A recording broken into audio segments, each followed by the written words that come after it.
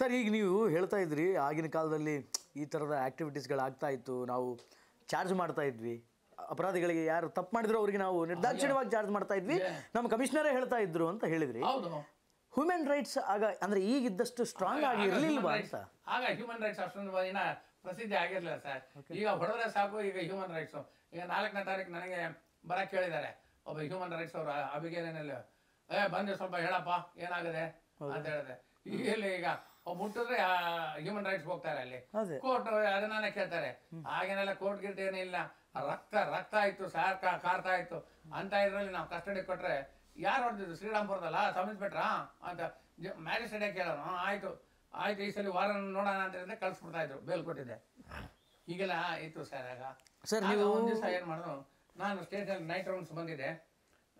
ಇದು Venus circus ಅಂತ ಇತ್ತು. ಓಕೆ, ವೀನಸ್ ಸರ್ಕಸ್, ಹೌದು. ಈಗ ಅದಾದ್ಮೇಲೆ ಸರ್ಕಸ್ ವೀನಸ್ ಸರ್ಕಸ್ ಬೆಂಕಿ ಬಿದ್ದು ಏನೋ ಬಹಳ ದೊಡ್ಡ ಬೆಂಕಿ ಬಿದ್ದು.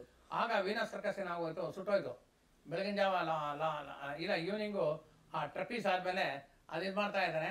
ಅದ್ರ ಹಿಂದಿನ 2 ದಿವಸಕ್ಕೆ ಹಿಂದ್ಗಡೆ ಕುಮಾರ್ ಬಂಗಾರಪ್ಪ ಇವರೆಲ್ಲ ಚಿಕ್ಕ ಮಕ್ಕಳ ಇರೋದ್ರಲ್ಲ ಅವರೆಲ್ಲ ಬಂದಿದ್ರು. ಸರಿ, ಅದು ಫೆಬ್ರವರಿ 7ಗೆ ಏನಾಯ್ತು, ವೀನಸ್ ಸರ್ಕಸ್ ಸುಟ್ಟೋಯ್ತು. ಸುಮಾರು 52 ಜನ ಸರ್, 35 ಮಕ್ಕಳು, ಇನ್ನು ಬೇರೆಯವ್ರದ್ದು ರೆಸ್ಟ್ ಅವರೆಲ್ಲ ಅವರಿಗೆಲ್ಲ ಕೈಯಿಂದ ಎತ್ಕೊಂಡು ಹೋಗಿದ್ರು ಡೆಡ್ ಬಾಡೀಸ್. ಅದನ್ನೆಲ್ಲ ವಿ ಕೆನಾಟ್ ಫರ್ಗೆಟ್. ಈ ಕೈಗಳು ಅವತ್ತು ದಿವಸ ಡೆಡ್ ಬಾಡೀಸ್ ಎಲ್ಲ ಎತ್ಕೊಂಡು ಹೋಗಿದ್ವಿ ಎಲ್ಲ. ಅಷ್ಟೆಲ್ಲ ನಡುವಿದೆ. ಕಡೆಗೆ ಒಂದು ದಿವಸ ನಾನು ಸ್ಟೇಷನ್ಗೆ ನೈಟ್ ರೌಂಡ್ಸ್ ಬಂದಿದ್ದೆ. ರಾತ್ರಿ 1 ಗಂಟೆ ಆಗಿತ್ತು. ಸ್ಟೇಷನಲ್ಲೇ ಕೂತ್ಕೊಂಡು ಬರಿತಾ ಇದ್ದೆ. ಇದು ಇದರಲ್ಲಿ ಮುಂಡ್ರೆಡ್ಡಿಪಾಳ್ಯ ಪೊಲೀಸ್ ಸ್ಟೇಷನಲ್ಲಿ ಸರ್ ಯಾರೋ ಒಬ್ಬ ಸತ್ತೋಗ್ಬಿಟ್ಟು ನಾನು ಕುಡ್ದಿದ್ದೆ ಅಂತ ಹೇಳಿದೆ. ಅದಕ್ಕೆ ನಮ್ಗೆ ಬ್ಯಾಗ್ ಹೋಗ್ಬಿಡೋ ಸರ್, 3 ಜನ ಕುಡ್ದು ಸತ್ತೋಗಿದ್ದಾರೆ ಸರ್ ಅಲ್ಲಿ. 4 ಜನ, 50 ಜನ, 100 ಜನ. ಬೆಳಿಗ್ಗೆ ನೋಡ್ತೇನೆ 4 ಗಂಟೆಗೆ ಕುಡಿದವರೆಲ್ಲ ಸಾಯ್ತಾ ಇದ್ದಾರೆ. ಕುಡಿದವರೆಲ್ಲ ಸಾಯ್ತಾ ಇದ್ದಾರೆ ಅಲ್ಲಿ. ಬೆಳಗಿನ ಜಾವ 5 ಗಂಟೆಗೆ ಅಷ್ಟು ನೋಡ್ತೀವಿ. ಅಲ್ಲಿ ಏನು ಅಲ್ಲಿ ದಂಟ ಹೋಯ್ತು ಮುಂಡ್ರೆಡ್ಡಿಪಾಳ್ಯ ಪೊಲೀಸ್ ಸ್ಟೇಷನಲ್ಲಿ. ಅಲ್ಲಿ ಎಲ್ಲ ಐಡಿ ಲಿಕ್ಕರ್ ಒಂದು ಸ್ಕ್ಯಾಮ್ ಆಗೋಯ್ತು ಅಲ್ಲಿ. ಅಲ್ಲಿ ನಮ್ಮ ಇವಳಿದ್ಲು, ಯಾರೋ ನಮ್ಮ ಜನತಾ ಪಾರ್ಟಿನಲ್ಲಿ ಅವಳಿದ್ಲು, ಇವಳು ಇದ್ದಾಳೆ ಈಗ. ಏನಮ್ಮ ಎಪ್ಪಡಿ ಇರ್ತೀನಿ ಅಂದರೆ ನಾನು ಹೇಳ್ತಿದ್ದೆ ಸರ್, ಏನ ಸರ್ ನಾ ಕಾಫಿ ಕುಡಿತೀನಿಗ ಅದೇ ಎಲ್ಲ ಆಯ್ತು. ಆಮೇಲೆ ಕಲ್ಲೇನೇನಾಯ್ತು, ಇನ್ನೊಬ್ಬ ಇವನಿದ್ದ ಏನೋ ಅಲ್ಲಿ ಬಾಲಾಜಿ ಲೇಔಟ್ ಅಂತ ಫ್ರೀದರ್ ಟೌನ್ ಇತ್ತು. ಕಡೆಗೆ ಅಲ್ಲಿಂದ ಒಬ್ಬ, ಅವನ ಹೆಸರು ಚೆನ್ನಾಗಿದೆ, ಅವರಿಬ್ಬರು ಸಪ್ಲೈ ಮಾಡ್ತಾ ಇದ್ರು. ಅವ್ರದ್ದು ಇದ್ರ ಹತ್ರ ಅಡ್ಡ ಎಲ್ಲ ಇದ್ರ ಹತ್ರ ಹೊಸಕೋಟೆ ಹತ್ರ ಇತ್ತು. ಆ ಅಡ್ಡದಿಂದ ತಗೊಂಡ್ಬಂದು ರಾತ್ರಿ ಡಂಪ್ ಮಾಡೋರು ಇಲ್ಲಿ. ಹೌದು ಸರ್. ಏನು ಕಡೆಗೆ 453 ಜನ ಸತ್ತೋಗಿದ್ದು ಅವತ್ತು ಒಂದೇ ದಿನಕ್ಕೆ. ಹೌದು ಸರ್. ಹೆಣಗಳು ಬೋರಿಂಗ್ ಹಾಸ್ಪಿಟಲ್ ಅಲ್ಲಿ ಇದಕ್ಕೆ ಕಸ ಬಿದ್ದಂಗೆ ಬೀಳ್ತಾ ಇದ್ರು. ನಮ್ಗೆ ಸೈನ್ ಮಾಡಲು ಅಂತ ಹೇಳಿ ಸೈನ್ ಮಾಡ್ಕೊಂಡು ಹೋಗಿದ್ದ, ಮತ್ತೆ ಹೆಣ ಆಗಿ ಬರ್ತಾ ಇದ್ದ. ಹಾಗೆಲ್ಲ ಇತ್ತು. ಹಾಗೆ ಈಗಿನ ಕಾಲದಲ್ಲ ಹಾಗೆಲ್ಲ ಪೇಪರ್ಗಳು ಅದು ಇದು ಏನೂ ಇರಲಿಲ್ಲ. ಈ ವೀನಸ್ ಸರ್ಕಸ್ ಸುಟ್ಟೋದಾದ ಹಾಗೆಲ್ಲ ಏನೂ ಇರಲಿಲ್ಲ ಆಗ BBC-ನವರು ಸ್ಯಾಟಲೈಟ್ ನೋಡ್ಕೊಂಡಿದ್ದೆ. ಅವನು ಇಲ್ಲಿ ಶುರು ಮಾಡ್ದ, ಸರ್ಕಸ್ ಸುಟ್ಟೋಗಿದೆ ಬೆಂಗಳೂರಲ್ಲಿ ಅಂತ ಹೇಳ್ದ. ಆಗ ಎಲ್ಲ ಜನರಿಗೆ ಗೊತ್ತಾಯಿತು. ಇದು ಜನರಿಗೆ ಅಷ್ಟೊಂದು ಪಬ್ಲಿಸಿಟಿ ಆಗಲಿಲ್ಲ. ಈಗ 4-5 ಜನ ಆಯ್ತು, ಅದು ದೊಡ್ಡ ಇಶ್ಯೂ ಆಗುತ್ತೆ ಈಗ ರಾಜಕೀಯದಲ್ಲಿ. ಆಗ ಕಡೆಗೆ ಎಲ್ಲೂ ಇದಾಗಿದೆ. ಇಷ್ಟೆಲ್ಲ ನಡೆದೋಯ್ತು ಶ್ರೀರಾಮ್ಪುರದಲ್ಲೆಲ್ಲ. ರೌಡಿಗಳು ಬೀದಿನಲ್ಲಿ ಹೊಡಿತಾ ಇದ್ವಿ ಸರ್ ನಾವು ಆಗಿನ ಕಾಲದಲ್ಲಿ. ಈಗೇನೋ ಹಿಂಗಾಗಿದೆ, ಸುಮ್ಮನೆ ಕೂತ್ಕೊಂಡಿದೆ ಆರಾಮ ದೇವ್ರ. ಅಂದರೆ ನೀವು ಈ ಭೂಗತ ಲೋಕದ ಮೊದಲನೇ ದಿನದಿಂದ ಹಿಡಿದು ಕೊನೆ ದಿನದ ತನಕ ನೋಡಿದಿರಿ ನೀವು ಡ್ಯೂಟಿಯಲ್ಲಿದ್ದಾಗ. Which was the fantastic prize catch done by you? ನಿಮ್ಮಿಂದ ಆದಂತಹ ಒಂದು ಇದು ಪ್ರೈಸ್ ಕ್ಯಾಚ್ ನನ್ನ ಕೆರಿಯರಲ್ಲಿ ಅಂತ ಹೇಳ್ಕೊಳ್ಳೋದು. ಪ್ರೈಸ್ ಕ್ಯಾಚ್ ಅಂತ ಹೇಳಿದ್ರೆ ಡಾಕ್ಟರ್ ರಾಜ್ಕುಮಾರ್ ಅವರು ಸರ್. ಹೌದಾ?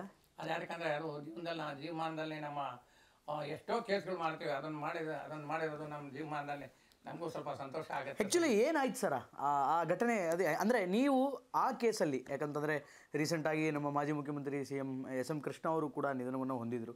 ಅವ್ರದ್ದು ಪಾತ್ರ ಕೂಡ ಬಹಳ ಅಗಾಧವಾಗಿದೆ ಈ ವಿಷಯದಲ್ಲಿ. ನೀವು ಈ ಕೇಸಿಗೆ ಎಂಟ್ರಿ ಆದದ್ದು ಹೇಗೆ ಅಂತ?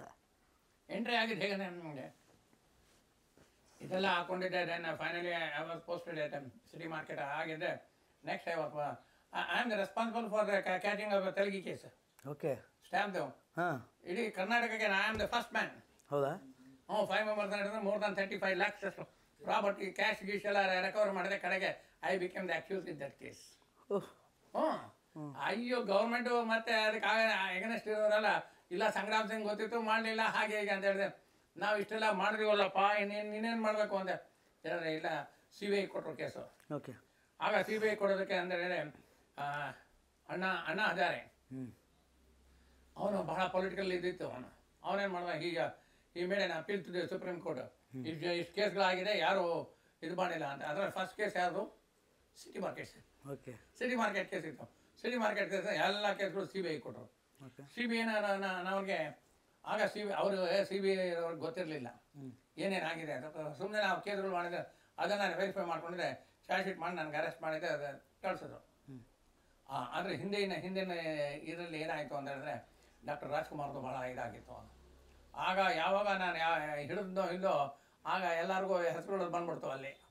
ಅವರೆಲ್ಲ ಅಲರ್ಟ್ ಆಗಿರೋ ಕಡೆಗೆ ಡಾಕ್ಟರ್ ಇವರು ಯಾರಿಗೆ, ನಮ್ಮ ಮಲ್ಲಿಕಾರ್ಜುನ ಖರ್ಗೆ ಆಗಲಿ, ನಮ್ಮ SM ಕೃಷ್ಣ ಆಗಲಿ, ದೇವರ ಅಗೇನ್ಸ್ಟ್ ಮೀ ಆಗೋಯ್ತು. ಹೌದಾ?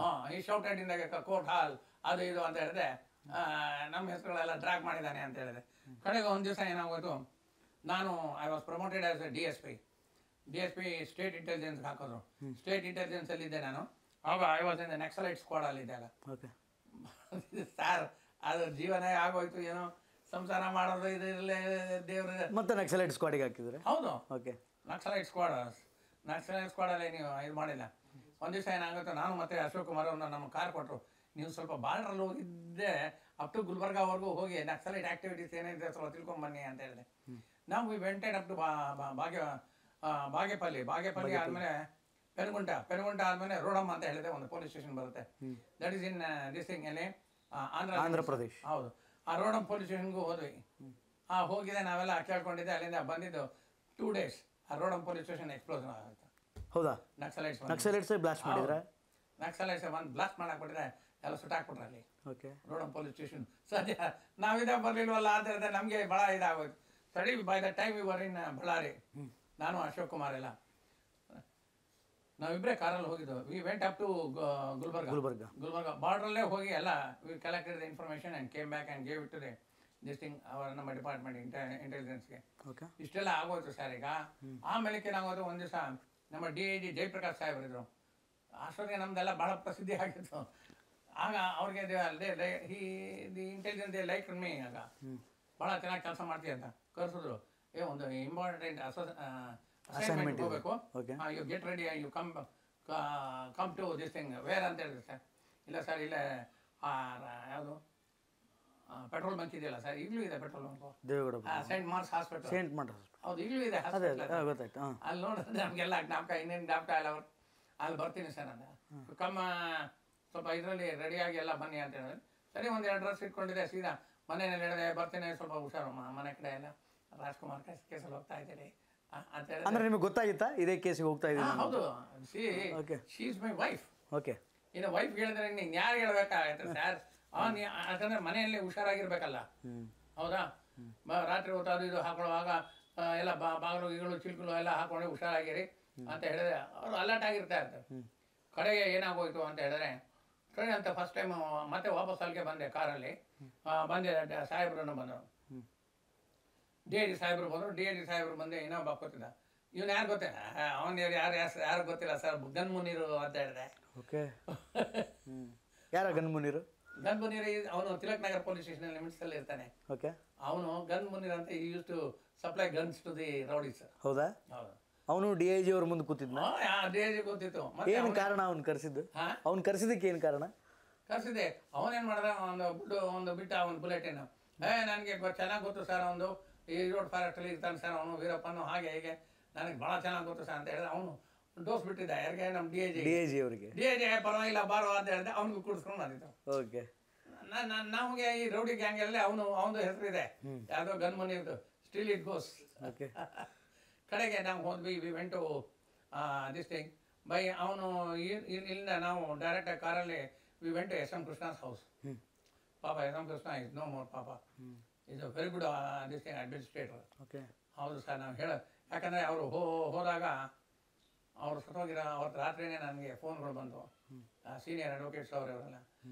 ಪಾಪ ಅವರಿಲ್ಲ ಈಗ, ಈ don't raise the name of SM Krishna sir. ಇಲ್ಲ ಸರ್, ಮಾಡೋದಿಲ್ಲ ಅಂತ ಹೇಳಿದೆ. ಹಾಗೆ ದಿಸ್ ಥಿಂಗ್ ಇದರಲ್ಲೂ ಆಗೋಯ್ತು. ಸರಿ ಅಂತ ಹೇಳಿದೆ. ಫಸ್ಟ್ ಕನ್ಸೈನ್ಮೆಂಟ್ ಐ ವೆಂಟ್ ಇದಕ್ಕೆ ಎಲ್ಲಿಗೆ ಪಲ್ಮ್ನೇರ್ಗೆ ಹೋಗ್ತಾ ಇದ್ದೆ. ಇದು ತುಂಬಿಸ್ಕೊಂಡಿದ್ದೆ, ಎಲ್ಲ ಸೂಟ್ ಕೇಸ್ಗಳಲ್ಲಿ ತುಂಬಿಸ್ಕೊಂಡಿದ್ದೆ. ಸೀದಾ ಒಂದು ಸಫಾರಿ ವೆಹಿಕಲಲ್ಲಿ. ಅಂದರೆ ಸರ್ಕಾರದಿಂದ ಒಂದಿಷ್ಟು ಮೊತ್ತವನ್ನು ಕೊಟ್ಟು ಕಳಿಸಿದ್ರು ಹೌದು ನಿಮಗೆ? I don't know whether it is ಸರ್ಕಾರಿ ದುಡ್ಡು ಆರ್ ಪ್ರೈವೇಟ್ ದುಡ್ಡು. ಓಕೆ, ಸರಿ. ಓಕೆ, ಇನ್ನೂ ಅದು ಖಾತ್ರಿ ಆಗಿಲ್ಲ, ಇನ್ನೂ ಅದ್ರ ಬಗ್ಗೆ ಕ್ಲಾರಿಫಿಕೇಶನ್ ಸಿಕ್ಕಿಲ್ಲ. ಯಾಕೆ ಕ್ಲಾರಿಫಿಕೇಶನ್ ಸಿಕ್ಕಲ್ಲ sir? Where all police officers ಯಾರ ಮನೆಗೆ ಹೋಗಿದ್ದು? Okay okay. ಆ ಕಡೆಗೆ ಏನಾಗೋಯ್ತು, ಅವನು ಕಾರ್ ನಿಲ್ಲಿಸ್ಬಿಟ್ಟ. ಅಲ್ಲಿ ಎ ಒಬ್ಬ ಇದ್ದ, ಪಲ್ಮನೇರ್ ಹತ್ರ ಒಂದು ನಾಕಾಬಂದಿ ಮಾಡಿದ್ದ, ಅವನು ಹಾಕ್ಬಿಟ್ಟ. ನಾವು ಇಲ್ಲಪ್ಪ, ನಾನು ಇದಕ್ಕೆ ಹೋಗ್ತಾ ಇದ್ದೀನಿ, ಇಲ್ಲಿ ಸಿಂಗಾಪುರ್ ರೈಲ್ವೆ ಪೊಲೀಸ್ ಇದು ಏರ್ಪೋರ್ಟ್ಗೆ ಹೋಗ್ತಾ ಇದ್ದೀನಿ. ಏರ್ಪೋರ್ಟ್ಗೆ ಹೋದಾಗ ಇದು ನಮ್ಮ DIG ಅವರು ಸಿಂಗಾಪುರ್ಗೆ ಹೋಗ್ತಾ ಇದ್ದಾರೆ, ಅದಕ್ಕೆ ಇದೆಲ್ಲ ತಗೊಂಡು ಹೋಗ್ತಾ ಇದ್ದೀನಿ ಅಂತ. ಸರ್ ಏರ್ಪೋರ್ಟ್ ಇನ್ನ ಅಲ್ಲಿ ಹೊಸದಾಗಲಿ ಈ ಕಡೆ ಇದೆಯಲ್ಲ ಸರ್, ಏಯ್ ನಿನ್ಗೇನೋ ಗೊತ್ತು, what you think of me ಅಂತ ಹೇಳಿದೆ. ಟಪ್ ಅಂತ ಹೇಳಿದೆ, ರಿವಾಲ್ವರ್ ಎಲ್ಲ ತೆಗೆದಿದೆ, ಐಡಿಯಾ ಎಲ್ಲ ತೋರಿಸಿದೆ. ಹೌದು ಸರ್, ಇಲ್ಲಿ ಮಾಡಿದ್ರೆ ನೈಟಲ್ಲಿ ಆಗೋದಿಲ್ಲ, ನಾವು ಸರ್ವೈವ್ ಮಾಡೋಕ್ಕಾಗಲ್ಲ. ಒಂದೊಂದ್ಸಲ ನೀವೇ ಪೊಲೀಸರಿಗೆ ನಾಟಕ ಮಾಡಿ ತೋರಿಸ್ಬೇಕಾಗತ್ತೆ. ಆಮೇಲೆ ಅವ್ರಿಗೆ ಸರಿ ಸರ್ ನೀವು ಪೊಂಗೋ ಸರ್ ಅಂತ ಹೇಳ್ದೆ, ನಮಸ್ಕಾರ ಸಲ್ಯೂಟ್ ಹಾಕ್ರ, ನಾವು ಬದುಕಿದ್ವಿ ಬಡದೀವ ಅಂತ ಹೇಳಿದೆ. ಸೀದಾ ಅಲ್ಲಿಂದ ಬಿಟ್ವಿ ನಾವು ಗಾಡಿ. ಅಲ್ಲಿಂದ ಹೋಗಿದ್ದೆ ರಾಣಿಪೇಟೆ ಹತ್ರ, ಅಲ್ಲೆಲ್ಲ ಟೀ ಕುಡಿದ್ರೆ ಬೆಳಗಿನ ಜಾವ 5:30 ವಿ ರೀಚ್. ಸ್ಲೋ ಆಗಿ ಹೋಗಿದ್ದೆ. V reach Marina beach. Okay, Chennai. ಚೆನ್ನೈಗೆ ಮೆರಿನಾ ಬೀಚ್ಗೆ ಹೋದಾಗ ಅಲ್ಲಿ ಡಾಕ್ಟರ್ ರಾಜ್ಕುಮಾರ್ ಮತ್ತೆ ರಾಘವೇಂದ್ರ ರಾಜ್ಕುಮಾರ್ ಇವರು ಇದ್ರು. ಶಿವರಾಜ್ ಕುಮಾರ್ ಇನ್ಫಾರ್ಮೇಶನ್ ಕೊಟ್ಟಿತ್ತು. ಅವರಿಬ್ರು ಅಲ್ಲಿ ಇರ್ತಾರೆ, ಹೋಗಿ ಬೀಟ್ ಮಾಡಿ ಆಮೇಲೆ ಅವರೇ ಡೈರೆಕ್ಟ್ ಮಾಡ್ತಾರೆ.